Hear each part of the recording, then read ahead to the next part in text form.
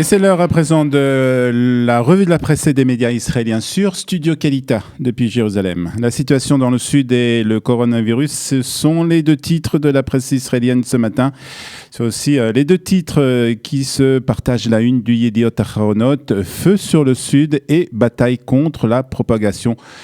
En sous-entendu la propagation du virus du corona. Ce sont les titres ce matin en première page du Yediot Aharonot. Le quotidien parle bien entendu des deux membres du djihad islamique qui ont été abattus ce matin alors qu'ils tentaient, qui ont été abattus hier matin plus exactement alors qu'ils tentaient de franchir la barrière de sécurité entre la bande de Gaza et Israël. Il parle aussi des roquettes qui se sont abattues sur le sud d'Israël hier soir, plus de 30 roquettes selon le Yediot Aharonot, et de la riposte israélienne dans la bande de Gaza et aussi de l'attaque du commandement du djihad islamique à Damas en Syrie. Selon Yossi Yerushalmi, le djihad islamique tente de faire échouer les tentatives de normalisation entre le Hamas et Israël, mais pour Israël, c'est le Hamas qui est responsable de cette situation.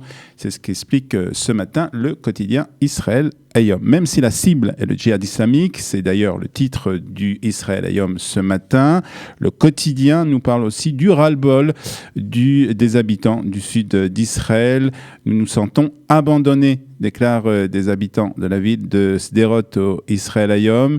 Il nous apprend par ailleurs que la mairie d'Ashkelon a décidé hier soir d'annuler des événements publics qui devaient avoir lieu et aussi, surtout, d'ouvrir les abris publics de la ville pour les citoyens donc de la ville d'Ashkelon.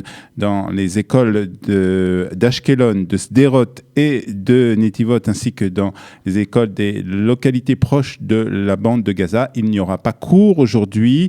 Elles resteront donc fermées en raison des tirs de roquettes hier soir sur le sud d'Israël. Et l'élection de la semaine prochaine, c'est naturellement invité dans ce regain de tension dans le sud d'Israël. C'est ce que nous apprend et c'est ce que constate ce matin le Haaretz. Le gouvernement israélien est prisonnier du Hamas et Netanyahou n'est pas en mesure de rétablir la force de dissuasion. C'est ce qu'a déclaré hier Benny Gantz alors que des tirs de roquettes tombaient sur le sud d'Israël. Dans une semaine, nous remplacerons ce gouvernement et nous réinstaurerons la sécurité pour les résidents du Sud, a ajouté Benny Gantz. Le Hamas se comporte comme un groupe de gangsters face à Israël. C'est ce qu'a, quant à lui, déclaré le chef du parti Israël Beiteinu, Avigdor Lieberman, je vous rappelle, et c'est aussi le Haaretz qui nous le rappelle, qu'il avait révélé dans une interview à la télévision israélienne que Binyamin Netanyahou avait envoyé des hauts responsables de la sécurité israélienne au Qatar afin que celui-ci augmente ses subventions aux Gazaouis pour assurer le calme dans le sud d'Israël. Selon les propos d'Avigdor Lieberman, samedi soir à la télévision israélienne, Netanyahou a supplié les dirigeants qataris de continuer à financer le groupe terroriste Hamas à Gaza en réaction. Et nous le lisons ce matin dans le Maariv, le premier ministre israélien Binyamin Netanyahou a déclaré hier que Lieberman compromettait la sécurité de l'État pour des besoins politiques.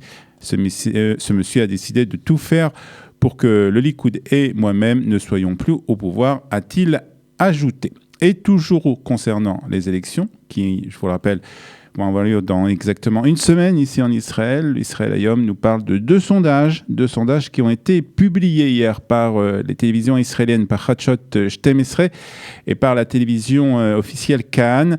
Deux sondages qui, pour la première fois, laissent apparaître une légère avance pour le Likoud sur le parti blanc-bleu.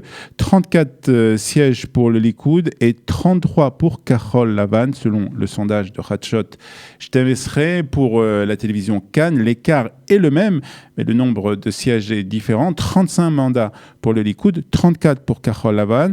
Davantage donc pour le Likoud qui ne lui permet pas cependant de former une coalition. C'est ce que nous explique ce matin le Israel Hayom. Le bloc de droite se maintient à 57 sièges. Il manque donc 4 sièges à la droite pour réussir à former le prochain gouvernement. C'est ce qui va faire accroître la pression sur le parti Otzma Yehudit de se retirer de la course de ces élections. C'est ce que nous explique ce matin le journal Maariv. En effet, aucun sondage ne prédit que ce parti passe le seuil d'éligibilité. Il mange donc entre 2 et 3 sièges à la droite israélienne, 2-3 sièges qui sont vitaux pour former le prochain gouvernement.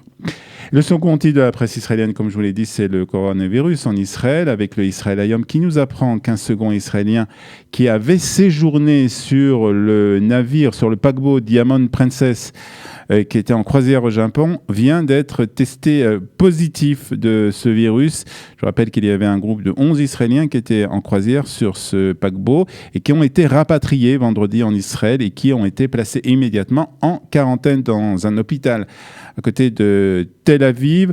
Une femme avait aussi été testée positive de ce virus quelques heures après son arrivée en Israël. Et puis, le Haaretz nous rapporte les propos hier de Binyamin Netanyahou. Binyamin Netanyahou qui a tenu une réunion d'urgence sur le coronavirus au ministère de la Santé. Nous sommes prêts à empêcher la propagation de ce virus en Israël, a déclaré Binyamin Netanyahou. Le Haaretz ajoute aussi que le ministre de l'Éducation a lui annoncé qu'il avait décidé d'interrompre les voyages éducatifs des jeunes israéliens vers la Pologne en raison justement de la propagation mondiale du coronavirus. Rafi Peres, le ministre de l'Éducation, a affirmé qu'il avait pris cette décision sur les recommandations du ministère de la Santé. Et puis on termine cette revue de la presse des médias israéliens avec une information concernant justement le coronavirus et le marathon de